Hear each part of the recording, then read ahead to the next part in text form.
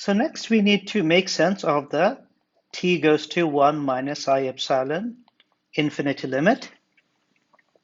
And to see this, note that in the exponential of the time evolution operator in the Dyson series, we have integrals of the form where the time integral goes from minus t to plus t with this limit where t goes to 1 minus I epsilon infinity, as well as spatial integrals. And we have in the integrand exponential factors where we have a bunch of momenta times z. Now the thing is that when we take this limit, if the argument of the exponential is not purely imaginary, then we see that from these endpoints of this limit, this integrand will blow up. And therefore, for this integral to make sense, what we need to do is that we need to do a corresponding rotation of all the momenta, where the momenta goes to pi to 1 plus I epsilon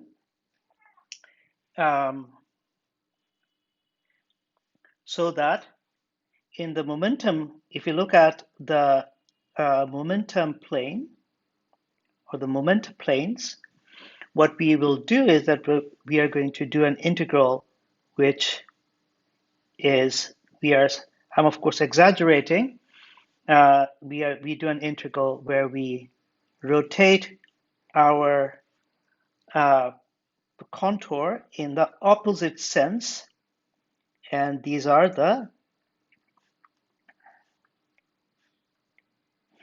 the poles of the integrand. So if we do this, then we can guarantee that the argument of the exponential is purely imaginary, and therefore this doesn't blow up. So this rotation has a name, and it's called Wick rotation, or the Wick's. In the future, we will come back to Wick rotation in more detail. So next, and the last thing that we want to discuss is the vacuum bubbles, which has to do with the denominator. So the vacuum bubbles. So if we expand the denominator, so remember the denominator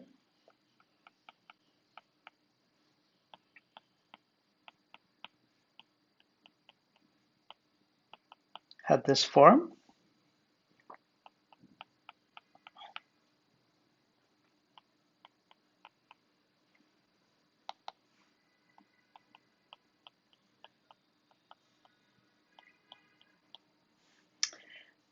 Then the first term will just be 1, and then we'll get first order term, and then we'll get a bunch of second order terms.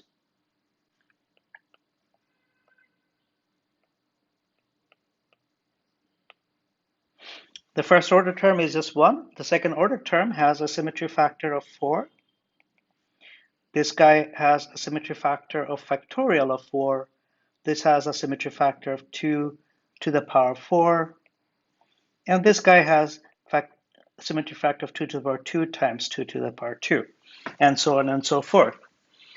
However, before we discuss the systematics of these diagrams, let me observe that some of these diagrams have a divergence associated with it. So for example, if I take the diagram where we have, for example, if I take the diagram where we have 3 loops, then, so suppose this is my vertex W and this is the vertex, say, U, then the momentum coming out of this vertex, momentum is P1 and P2, and therefore, and the momenta going here is P3, and of course this is P3 is coming in.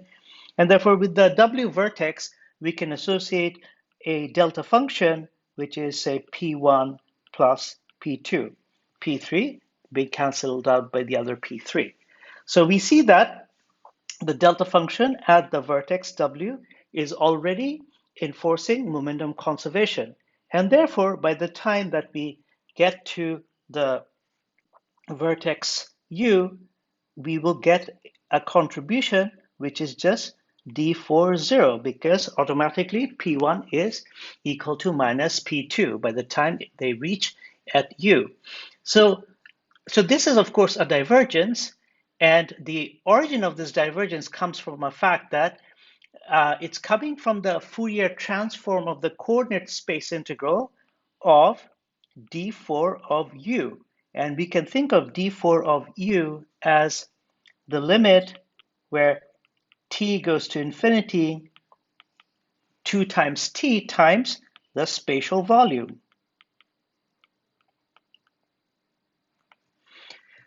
So this is the interpretation of this momentum space divergences, and we see that they come from the fact that we are dealing with an infinite volume of space-time. Now, let us take a typical diagram from our two-point calculation. So, for example, in our two-point calculation, there would be diagrams such as, so these are external points x1 and x2, and this is some internal point, but it can come multiplied by diagrams which are not connected to external points. So these are subdiagrams. So if you want to figure out what is the order of this diagram, we can calculate the number of vertices. So there's 1, 2, 3, 4, 5. So this would be a fifth order diagram. Now, these are disconnected subdiagrams, and we can label each of these, we can label each of these disconnected diagrams by VI, and VI is a set from all these all the possible disconnected diagrams. There are an infinite number of them.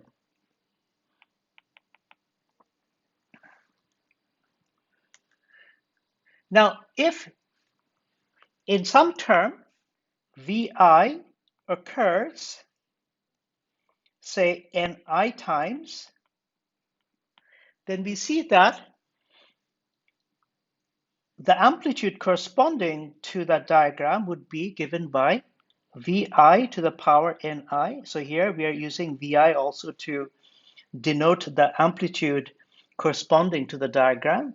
But from the symmetry factor, because the subdiagram is occurring Ni times, so there'll be a symmetry factor associated with exchanging Ni of this diagram. So we have to divide by Ni. We have to divide by Ni factorial. And this will be multiplied by contribution from the connected piece or the connected pieces.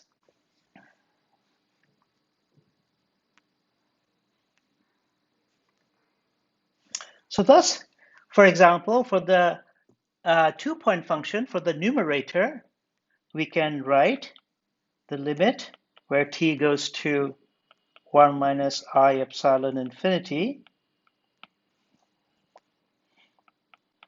So here we have phi of x1, phi of x2, and the time-ordered exponential of minus I lambda by factorial of 4, and the integral over d4 of z, phi to the power 4 of z.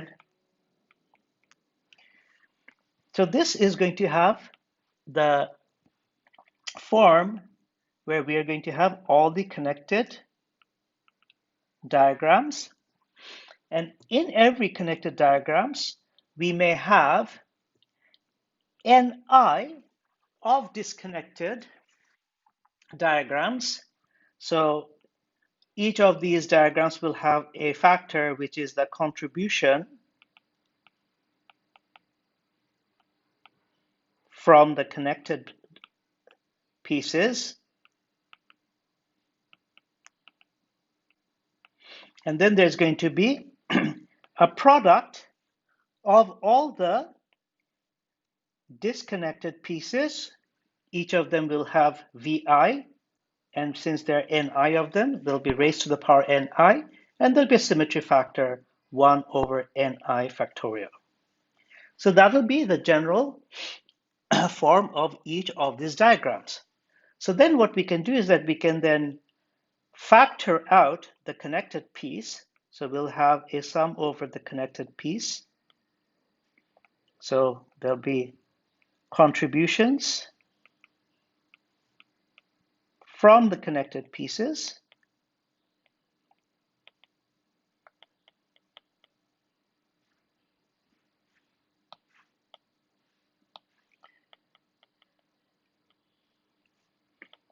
And then there will be sum over Ni, and inside the sum, there'll be a multiplication, and then there'll be 1 over factorial of n, 1 over factorial of Ni, and then there'll be Vi to the power Ni. Now what we can do is that we can reverse, so the connected piece will be the same as before, but we can reverse these orders. If we reverse these orders, then I'll have a sum over Ni times 1 over Ni factorial Vi, but this thing is going to be nothing but the exponential of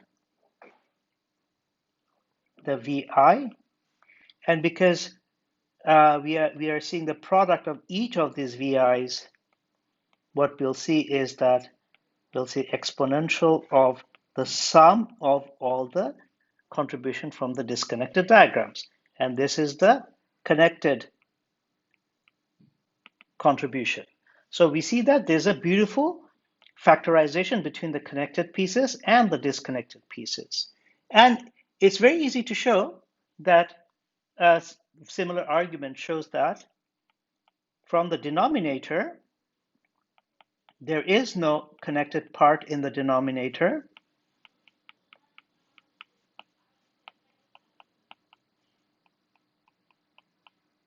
So that should be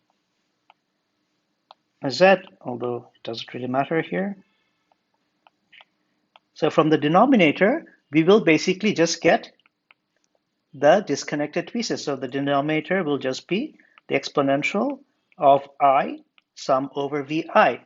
And therefore, if we now divide the numerator by the denominator and calculate the 2-point function of 2 Heisenberg operator, this factor. So well, let's just write it out. We're going to have sum over connected pieces. So the first one would be contributions from connected diagrams, and then there'll be the contribution from the disconnected part, and that will be divided by the contribution from the disconnected part coming from the denominator, which are just the vacuum bubble diagrams, and we see that these will cancel out. And therefore, what we will have left over are just the connected diagrams. The leading order will be just this, and then the first order will be this, and then the second order will have terms like this, and so on and so forth. So note that although we eliminated the disconnected diagrams, that doesn't mean that all the diagrams which are connected are completely connected. So for example, if we look at the 4-point function for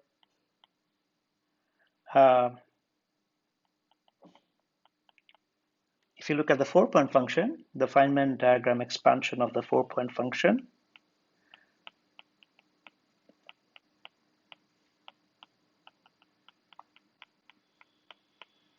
we are going to see that the leading order terms they are not completely connected.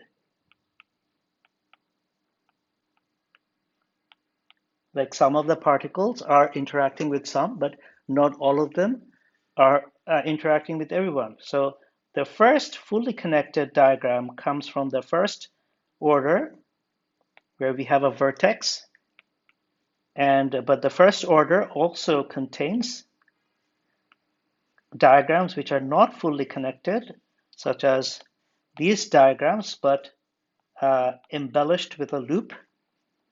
And these loops can occur on each of these arms, so we're not going to look at that. So all these diagrams are connected, but not all of them are fully connected.